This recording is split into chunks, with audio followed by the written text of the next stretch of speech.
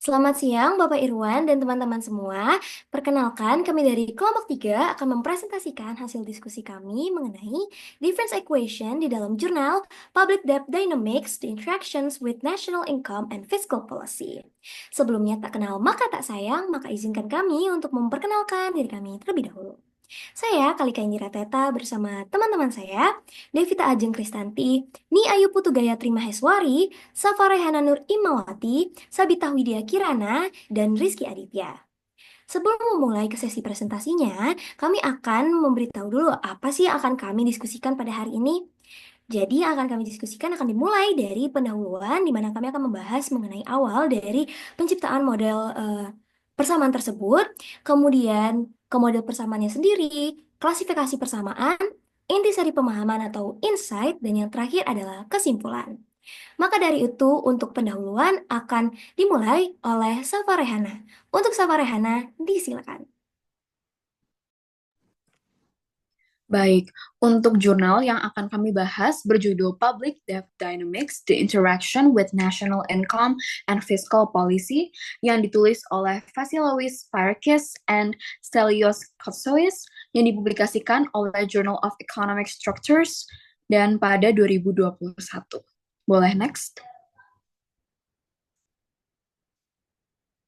Oke, jadi untuk pendahuluan, yaitu latar belakang dibuatnya model, kami bagi menjadi 3 bagan. Untuk bagan pertama merupakan recession pada tahun 2008. Terjadi resesi besar-besaran, terutama pada beberapa negara di Eropa, seperti contohnya Italia, Portugal, dan Spanyol yang memicu krisis hutang pada ekonomi. Adanya juga peraturan paksa, salah satunya menahan defisit yang menghasilkan beberapa penelitian mengenai variabel seperti tingkat suku bunga, surplus primer, dan sebagainya kepada rasio hutang terhadap PDB. Namun, tercatat belum ada peneliti yang membuat model matematika evolusi utang dengan dinamika pendapatan nasional. Untuk bagian selanjutnya merupakan the problem with fiscal regulations. Kebijakan fiskal sempat tidak digunakan dikarenakan adanya probabilitas untuk menstimulasi pendapatan nasional dan adanya juga asumsi bahwa kebijakan moneter saja itu sudah cukup.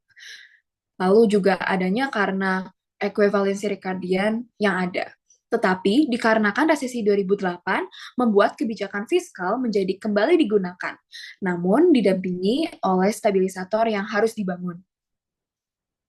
Walaupun pengetahuan tentang pentingnya kebijakan fiskal hidup kembali, terdapat problematika baru tentang pendekatan apa yang sebenarnya kita harus pilih untuk melakukan penghematan karena krisis utang tersebut. Diberi adanya beberapa pertanyaan pemantik seperti satu, apakah front-loaded atau back-loaded? Yang diartikan sebagai front-loaded yaitu penghematan yang dilakukan di awal dan back-loaded merupakan penghematan yang dilakukan di akhir. Lalu pertanyaan pemantik kedua yaitu, haruskah contractionary atau expansionary, yang dimana contractionary merupakan kebijakan memberhentikan ekonomi secara perlahan untuk menurunkan defisit, dan expansionary merupakan kebijakan untuk mendorong ekonomi agar belanja tetap naik. Lalu selanjutnya dibuat konklusi yaitu the realization of the solution. Untuk menjawab dilema, pada pemantik sebelumnya, penulis membuat model matematis baru yang menghitung 2 variabel utama, yaitu pendapatan nasional atau GDP dan utang negara atau debt. Model yang digunakan merupakan discrete time multiplier accelerator model, yaitu sistem dari difference equation, penggambaran dari dinamika pendapatan nasional dan hutang yang tidak dibayar. Penulis membuat model sekonkret mungkin sebagai implementasi dari kebijakan fiskal dengan target spesifikasi yang telah direncanakan dan dapat ditemukan.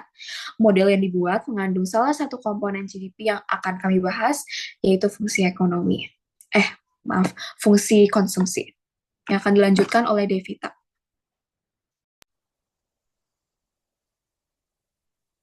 Baik, untuk model persamaan, jadi dalam perhitungan GDP atau pendapatan nasional, konsumsi ini menjadi salah satu komponen yang penting.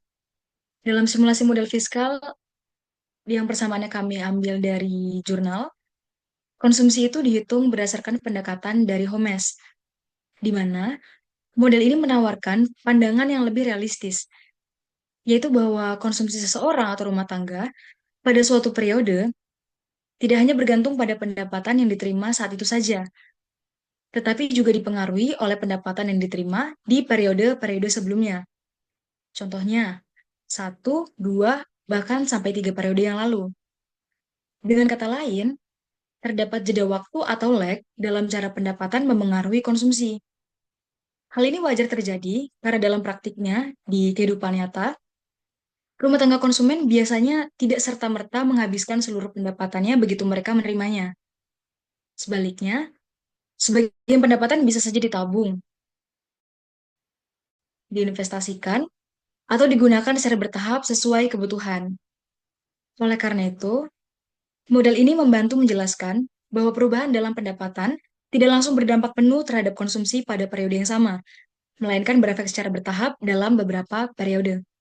Dan untuk persamaan yang kami ambil, ada CT sama dengan S1 YDT-1, ditambah S2 YDT-2, ditambah S3 YDT-3. Yang mana persamaan ini nanti akan dijelaskan lebih lanjut oleh teman saya, Kalika. Baik, untuk persamaannya sendiri itu sebenarnya bisa kita bagi menjadi tiga, yaitu CT, kemudian variabel S, dan juga variabel YDT. Nah, untuk CT-nya sendiri itu merupakan konsumsi total pada periode waktu T. Nah, kalau untuk variabel S itu sendiri, itu di sini ada S1, S2, S3, itu merupakan koefisien konsumsi parsial dari 3 tahun sebelumnya. Ini nanti akan saya jelaskan lebih lanjut di slide selanjutnya. Dan selanjutnya ada YDT, yang ini juga merupakan 3 periode sebelumnya, itu merupakan disposable income dari 3 periode sebelumnya itu. Nah, untuk CT sendiri itu menurut kami sudah self-explanatory, di mana ya ini adalah konsumsi keseluruhan pada periode waktu T atau misalnya masa kini. Nah, untuk selanjutnya saya akan menjelaskan di koefisien konsumsi parsial. Untuk koefisien konsumsi parsial yang dilambangkan dengan variabel S, ini tuh merupakan proporsi dari disposable income atau DI masa lalu yang digunakan untuk konsumsi masa kini. Nah, nilainya itu di antara 0 sampai 1, di mana 0 itu artinya tidak ada sama sekali disposable income yang digunakan untuk masa kini, atau sampai 100. Jadi semua dari disposable income itu kita gunakan di masa kini. Nah, untuk koefisien konsumsi parsial ini memenuhi beberapa syarat, yaitu yang pertama, S1 plus S2 plus S3 itu kurang dari 1. Nah, ini tuh artinya jumlah proporsi DI masa lalu yang digunakan untuk sekarang itu kurang dari 100%. Dan ini memang realistis, jadi konsumen itu tidak mungkin menggunakan seluruh pendapatan masa lalu untuk konsumsi sekarang. Pasti ada yang udah digunakan untuk konsumsi di tahun sebelumnya, udah ada yang digunakan untuk investasi, ataupun untuk ditabung, jadi nggak mungkin akan 100%. Nah, untuk syarat yang kedua yaitu ada S1 lebih besar daripada S2, lebih besar daripada S3, lebih besar daripada 0. Atau ini semakin mendekati 0. Nah, ini tuh artinya semakin lama periode pendapatan, maka semakin kecil pengaruhnya terhadap konsumsi sekarang. Ini juga realistis, karena konsumen itu cenderung menggunakan pendapatan yang lebih segar. Kayak kita aja, misalnya kita punya pendapatan 3 tahun lalu, dibanding yang 1 tahun lalu. Pasti kita lebih menggunakan yang 1 tahun lalu, karena itu masih lebih banyak daripada yang 3 tahun lalu. Nah, selanjutnya ada variabel dari disposable income yang akan dijelaskan oleh Ayu. Baik, selanjutnya kita masuk ke penjelasan lebih dalam atau rinci terkait dengan disposable income sendiri. Nah, pertama-tama adalah kita kenali dulu apa sih disposable income. Jadi, disposable income itu adalah pendapatan yang tersedia bagi rumah tangga setelah dikurangi oleh pajak. Dalam hal ini, pengaruhnya antara disposable income dengan pajak itu berbanding terbalik. Nah, di sini kita bisa lihat persamaannya, ada YDT itu sama dengan YT, di mana YT itu adalah GDP pada waktu T dikurangi dengan tarif pajak agregat pada periode T yang dilambangkan dengan TT YT. Nah, di mana pajak ini berada dalam rentang 0 sampai dengan 1. Sebagai catatan, rentang 0 itu artinya tidak dikenakan pajak sama sekali, dan 1 artinya pengenaan pajak terhadap pendapatan itu sebesar 100%. Nah, di sini ada note juga bahwa pajak 100% itu tidak realistis dalam ekonomi nyata. Nah, untuk penjelasan lebih lanjutnya lagi akan dilanjutkan oleh teman saya, Sabita. Oke, baik, saya izin melanjutkan penjelasan dari Ayu. Jadi, untuk penjelasan klasifikasi persamaan. Di sini saya menggunakan literatur dari Chiang, Alpasi, dan Weinberg, Kevin 2005 dengan buku Fundamental Methods of Mathematical Economics. Nah, jadi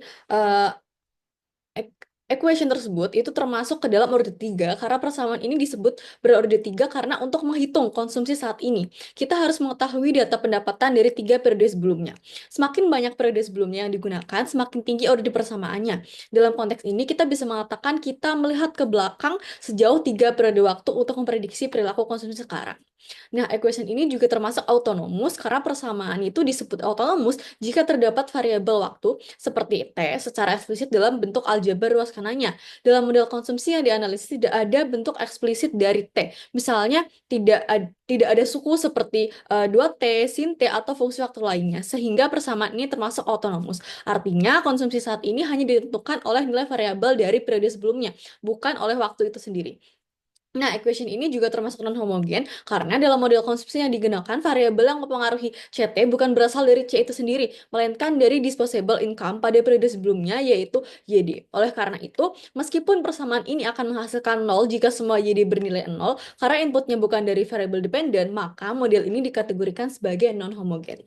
Nah, selanjutnya, seperti yang sudah kali kejelaskan, equation tersebut termasuk stabil karena model konsumsi ini disebut stabil sebab pengaruh pendapatan dari masa lalu itu makin lama makin kecil. Artinya meskipun konsumsi dipengaruhi oleh pendapatan 3 periode sebelumnya, pengaruh itu tidak besar dan tidak membuat nilai konsumsi itu naik terus tanpa batas. Karena total pengaruhnya juga tidak melebihi 100%, maka konsumsi akan cenderung kembali normal atau stabil seiring waktu. Nah, yang terakhir, equation tersebut termasuk dalam klasifikasi linear karena persamaan ini itu semua variabel di dalamnya tidak dipangkatkan, tidak dikalikan satu sama lain, dan disusun secara sederhana. Contohnya adalah dalam gambar yang terdapat di slide itu ada YDT-1, YDT-2, YDT-3. Nah, itu semua hanya dikalikan dengan angka tetap atau koefisiennya, lalu dijumlahkan. Jadi tidak ada kuadrat, akar, atau perkalian antar variabel. Karena bentuknya lurus dan rapi, setiap bagian dari persamaan itu saling berdiri sendiri, tidak saling dikalikan, tidak dipangkatkan, dan tidak dibuat rumit, maka persamaan ini termasuk linear. Selanjutnya akan dijelaskan oleh Rizky Aditya.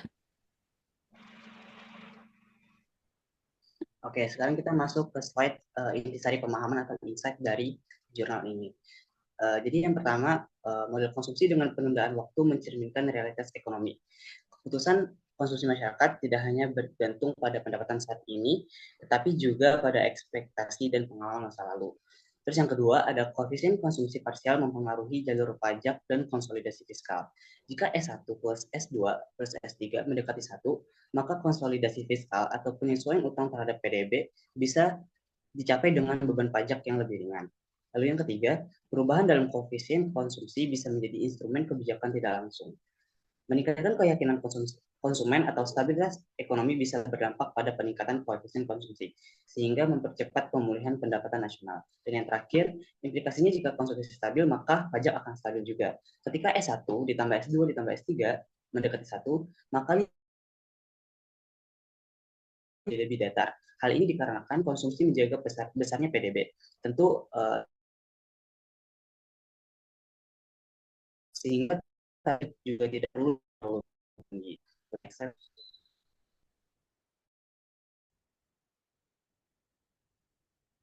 Nah, yang terakhir ada bagian kesimpulan.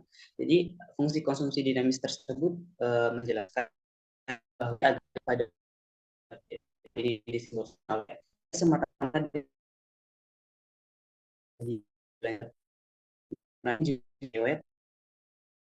yang dalam pada beberapa lain sama ini untuk memprediksi pola konsumsi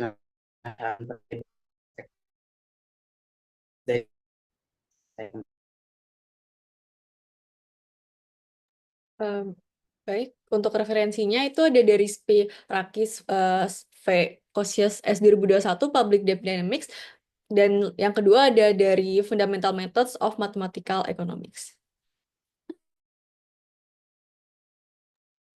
Baik, sekian presentasi dari kelompok kami. Kami mohon maaf apabila ada salah kata. Semoga hasil presentasi memuaskan dan bisa bermanfaat bagi kita semua. Sekali lagi, kami dari kelompok 3 pamit undur diri. Terima kasih.